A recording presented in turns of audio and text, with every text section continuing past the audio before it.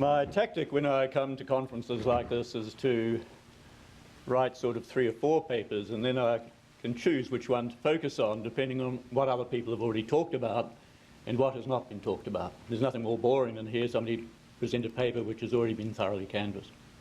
However, I will just mention what they're about. The first one, which I will not focus on, is called "Are Urban Growth Boundaries Really Necessary?"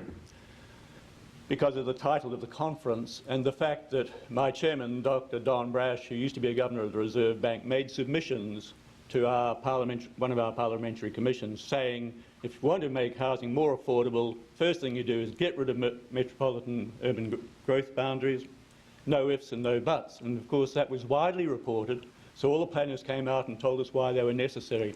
And so I've answered those questions. And so if you find that you're going to say remove these metropolitan urban limits, we've had a rehearsal for you of why you'll be told you can't do it, and we address the. So it's a useful sort of list. The other one is called Climate Change, the Last Gasp of Smart Growth. Because as we all know, smart growth in its many guises has always been a policy in search of justification, or a solution in search of a problem. And I do a one-page history which is not rigorous because it sort of looks at several countries and just puts them together. So don't critique it as a history, it's just making that point. And of course we're at this point now where all the other excuses having failed, the planners are saying, well, obviously, you know, global warming, they presume that intensification and packing everybody in will reduce greenhouse gas emissions. Now, to their horror, an Australian group with a terribly PC name, the Australian Conservation Foundation, have just written this called Consuming Australia, where they look at the carbon footprints of Australian families in different cities, and the highest carbon footprints are high-income families, Mr. Florida's lot, living in the centre of cities, and the lowest carbon footprints are on the outer suburbs, in the sprawl. And so what they conclude is place does not matter. And I think it's fair to say that just as architectural determinism is now a joke, I think so is location determinism or spatial determinism. So I hope you'll find that sort of amusing. And I end up actually saying nobody knows how to calculate these carbon footprints anyhow because of the famous story of the pencil. We don't actually know how to make a pencil, so how can we calculate its footprint? But then I say, well, although it's the last gasp, you'd think that'd be the end of it, but the smart growth planners are like rust, they never sleep. They'll think of another excuse. So what I'd like to do then is focus on the fact that I think we have to come up with alternatives so that we actually write the agenda. I think that one of our weaknesses has been that while we've been critiquing smart growth, we haven't addressed the underlying fears that that attempts to address. And so we actually haven't presented alternatives. And I'll come to this by looking at sustainable urban form, because of course part of the smart growth argument latches into sustainable development now and says, well, we have to have sustainable cities, and they talk of sustainable urban form. Now, it's a nice term because nobody quite knows what it means. But it's very important we know what is in the planner's mind. And of course, I'm dependent here on Randall's story of how he was at a conference at Berkeley in 1998. And there were 2 Swedish researchers who said they'd looked at the whole world and found the most sustainable city in the world. And this is a great warning, of course, about what sustainable means in people's minds. And it turns out it's this city called Halle Neustadt. And they explained why it was so sustainable. It had everything of smart growth, you know, and the high-rise buildings, the cars are all, very few cars all out there. And Randall said, well, where is this place? And of course, it was in eastern Germany. And of course, once the Berlin Wall came down, the place just depopulated. Their vibrant town centre, that's what it looks like today. I believe about half the buildings have either been demolished or converted into something else. And most of the occupants have now gone out to live in suburbs. And So we have to take note that this sustainable city was only sustainable while the people lived in tyranny and in poverty. Now, is that sustainable? It depended on tyranny. And sadly, I think that many of the cities that are promoted, as you're making the point, they're not sustainable because they do take our freedoms away from us and they destroy the economy. And fortunately, I think in response to these intrusions, and indeed the failure of smart growth to deliver on its promises, people like Robert Brueggemann are beginning to reassess the history of cities, to really look at what has been going on. And so we come out with books like Sprawl, A Compact History, where he reminds us, of course, that the Roman aristocrats who lived out in the countryside really got upset when the plebs started moving out there too, and that's always been the stories. The anti-sprawl movement is always driven by elites who live out in the countryside and hate seeing the workers, the plumbers, getting too close. Other people, like my colleagues in Australia, are trying to find ways to turn the argument back onto the planners and the environmentalists. Because, of course, they are, for example, they're very strong on biodiversity. So my Australian colleague says, well, which is better for biodiversity? And these are pictures, of course, of the Australian countryside. But, I mean, you could probably see these in Ohio and places like that too. So he says, this, or this, or this, or this, or indeed, the real favourite, this. In fact, what you have in these developments is pebbles and what we call yuccas and sucks, yuccas and succulents. Not room for a tree anywhere. Or, of course, this, which is your horrible urban sprawl. It is a fact that the greatest biodiversity you will find in most urban areas is in suburban gardens. And studies in England repeatedly find that. The greatest biodiversity in the English countryside is in suburban gardens. And that's difficult to counter. Then you get people like Joel Kotkin and his colleagues saying, well, yes, we do realise that there was a reaction against that sprawl which is in people's minds, and in particular the people who are currently making the decisions, of the post-war baby boom sprawl. And we all have those images of the countryside being covered with housing as the GIs came home and read, and the governments funded them to encourage it. And so you suddenly had what I call carpet sprawl extending over the countryside. And that is what people actually fear. When they say this horrible thing called sprawl, their mind is going back to that featureless sprawl. Now, funnily enough, what smart growth does is actually deliver that. We're seeing that already happen in Auckland and New Zealand, where they have a metropolitan urban limit. And of course, they've filled up everything behind the fence.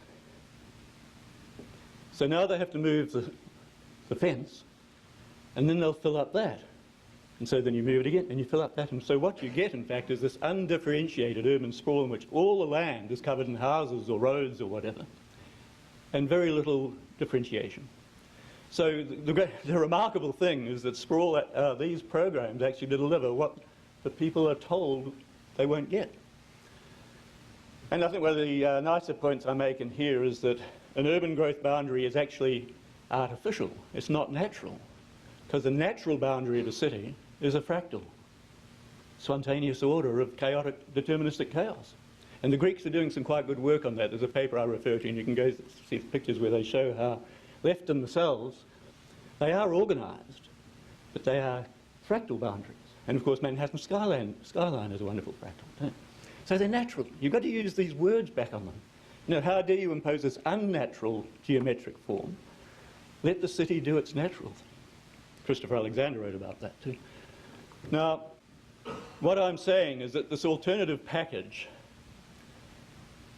should enable growth which achieves sustainable management in the major categories of human occupation. Now, I might say that our omnibus planning legislation, environmental legislation, which was put together in the mid-80s as part of the deregulation of our economy, they deliberately chose sustainable management as the term, not sustainable development. It's called the Resource Management Act, and that's why I'm director of the Centre for Resource Management Studies. And the reason for that is that they felt, the Treasury felt, that sustainable development allowed economic planning in back through the back door. And that by the definition of sustainable management, it was meant to stop planning. Mind you, it's very difficult to tell a profession called the planning profession not to plan. So it would include allowing growth in the metropolitan areas through intensification and all the things we've been hearing about. On peri-urban areas, the areas of the fringes of metropolitan areas in which normal spread occurs. And then you've got to also, though, deal, and this is the hard one, with the true rural and coastal areas. Because my reading is that smart growth takes root first in the scenic states. You know, if really you live in a horrible landscape, people don't mind it being covered. But when they look out and they see hills with snow and bush and so on, that's when you can build on the fear factor. And of course New Zealand, you see, has seized on smart growth, even though if you read our Resource Management Act, it shouldn't be allowed to be implemented through it. But I tell you, the profession is very good at ignoring the law. So you do have to deal with the true rural and coastal areas as well. And that's what I want to look at. Now, for example, this is what I would call a new suburbanist approach to urban growth, which you can apply in those peri-urban areas. Now, in fact, I had some involvement in this, and that was a plan change, which has been approved. The planners were against it, interestingly, but the councillors overruled them and said, no, that's great. And that essentially, if you like, is a new town, but you can see our environmental law, which is in the Resource Management Act, is really built into that. There's a lot of conservation going on, there's water management, stormwater management, and of course there's some mixed use areas in there. So, but it is quite low density when you look at the overall density of that, because there's both medium density, very low density, and then of course there's a lot of they've just protected a lot of the existing bush. And you see, that is a long way from that feared undifferentiated carpet sprawl. And it, if you like, it honours the sustainable environmental issues. And because of this very strong environmental underpinning of the Act, that will be a bit vague, but that's the wastewater management proposal which underlies it. Any development you do in New Zealand now, you have to address wastewater and stormwater and so on. And that's a stormwater management plan. So you can see there's real catchment-based design underpinning that. It isn't just throwing buildings onto the landscape. And that's the actual structure plan for the land use. And now, of course, that's a big-scale development. But as we've seen, when you get too much regulation and when the costs of application are too high, then only very large firms can do the deal. So you end up with vanilla development. It's, you know, one company ends up doing all the development, so you've only got one flavour and it's vanilla. And we're sort of seeing that around here. If you don't like faux Spanish architecture, I don't know where you live. Now, you see, my wife and I did this little park in Northland. It's 20 acres, and it has 7 households in it. And that's looking down over it. There's a house immediately behind me, and one to the left. But then beyond the vineyard and the olive groves, on that slope between there and the water, there are 1, 2, 3, 4 more. But of course you can't see them because they stagger down. Now, in the 10 years of developing this, we planted 80,000 trees and plants. And we restored what was degraded land into productive, a little productive farmland, if you like. There's this vineyard there, and olives there, and a truffle grove which you can't see. And running through here is the stormwater management systems. We do get very torrential rain in Northland. It's subtropical storms. So you do have to really manage that. And that's at the bottom of the property. Resource consent is our planning consent. And one area where it's very difficult to do things is on the coast. I don't know if that's true here, but you know, you really attract all the loonies out of the woodwork when you try and do anything on the coast. So to build a little jetty is now terribly difficult because you're bound to kill some snail, you know. But so we do get quite smart. That is actually that's actually a boat moored at both ends, you see. It's on muscle buoys and it just rises and falls with the tides. So you don't need a building permit, you don't need a resource consent because it's a boat. And if you get all these floodplains, I do suggest you start building floating houses that can go up and down with the floods. The Dutch are doing a lot of work on that. So we do have to get smart with our use of terms and language to get through these regulations. But I mean, nobody can touch that because if they do say, well, that's not a boat, I can just take it out and I can moor it somewhere else. Now, that's my own house. Well, I've recently sold the park. We're doing another one. And the solar heater, which you can't quite see there, that glints in the sun, but all the materials and everything are very low reflection, so they don't intrude in the landscape very much. These tend to be small houses because this was targeted at the gardeners. And gardeners hate doing housework. So they like small houses so they can spend more day in the garden. If I was king, every house would have a window seat because there's no better place to admire your plants than from a window seat. And as your eyes get weaker as you get older, perfect light. I do recommend them. Now, the interesting thing is that the plans tend to favour very large lots in the countryside of 10 acres because I think this keeps, by keeping the density down, you don't have the same visual impact. But if you look across this valley, the houses you can see are actually on big lots. And my park is in there. And particularly now, because that's a few years ago, you can't see the houses in my park at all. In other words, it's not about density, it's about design and landscape. And of course, they always go on about these vibrant communities and so on, and you'd think that when people go out to the countryside, they all huddle in their cave or something. Now, this is picking our olives, which is an annual event, of course. And these are all the neighbours that all come in and help, and we give them bottles of oil. So. And that's a lot of fun, you know. We have nice pizzas and jugs of wine and so on. And I would suggest that there's actually more neighbourly interaction on these sorts of developments than there are in these high-density inner-city ones. One of my neighbours in there, can't see her.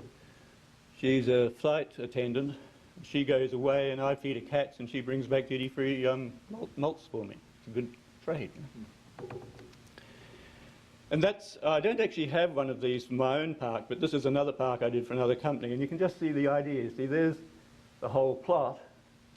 This is the big olive grove. And here are the actual individual sites, and you see none of them actually share a boundary with each other. So you don't have the fence arguments. And if that was mine, then you see I own the park. And of course the lawyers and accountants tried to tell me I had to get a body corporate and have all this legal stuff and so on. I said, no, no, no. If they want to walk on the park, they pay them a monthly fee, but it's voluntary. But all Adam Smith stuff is if it's voluntary, there's no paperwork. It's only we try and force something and make it last forever, you get the book. So there's no book of rules if people actually need to talk to each other. Oh, I want to chop down that tree. Oh, that's all right, but would you plant one there? You know, that's how they work it out.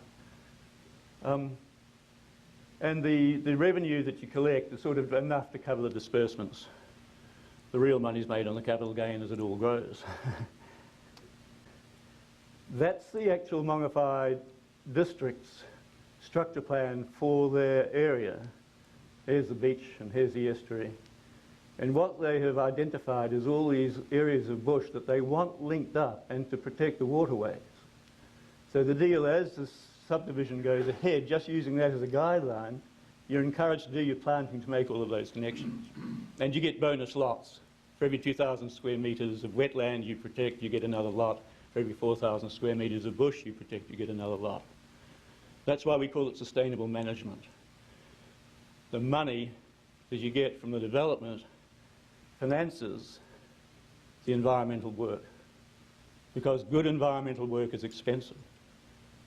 So you reward the people who do it, because then it all works.